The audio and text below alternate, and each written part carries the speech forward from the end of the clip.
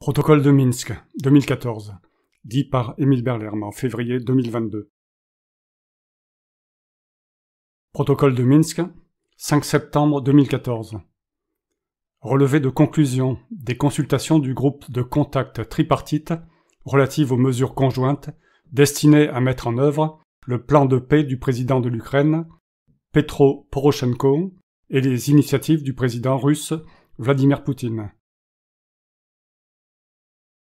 À la suite de l'examen et de la discussion des propositions soumises par les participants aux consultations du 1er septembre 2014 à Minsk, le groupe de contact tripartite, composé de représentants de l'Ukraine, de la Fédération de Russie et de l'Organisation pour la sécurité et la coopération en Europe, est parvenu à une entente quant à la nécessité de mettre en œuvre les mesures ci-après.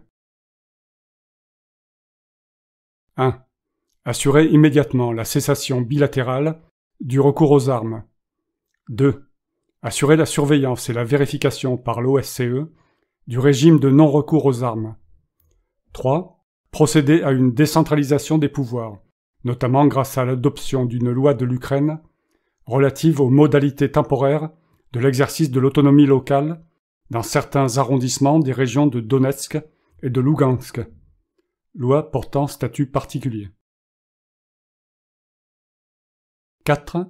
Assurer une surveillance de la frontière d'État entre l'Ukraine et la Russie et une vérification permanente exercée par l'OSCE avec création d'une zone de sécurité dans les arrondissements frontaliers de l'Ukraine et de la Fédération de Russie.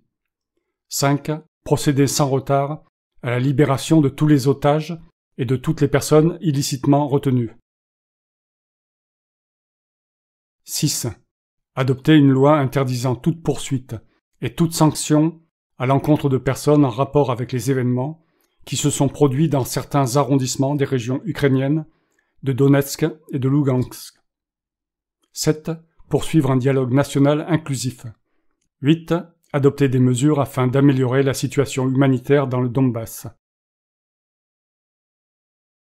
9. Assurer la tenue d'élections locales anticipées conformément à la loi de l'Ukraine relative aux modalités temporaires de l'exercice de l'autonomie locale dans certains arrondissements des régions de Donetsk et de Lougansk, loi portant statut particulier. 10. Procéder au retrait du territoire ukrainien des formations armées et du matériel militaire illicite, ainsi que des combattants irréguliers et des mercenaires. 11. Adopter un programme de relèvement économique du Donbass et de rétablissement des activités vitales de la région. 12. Accorder des garanties de sécurité personnelle aux participants aux consultations. Les participants au groupe de contact tripartite. Heidi Tagliavini, ambassadrice. Leonid Danilovitch Kouchma, deuxième président de l'Ukraine. Mikhail Zurabov, ambassadeur de la Fédération de Russie en Ukraine. Alexandre Vladimirovitch Zakharchenko. Igor Venediktovitch Plonitsky. Fin, dit par Émile Berlerme.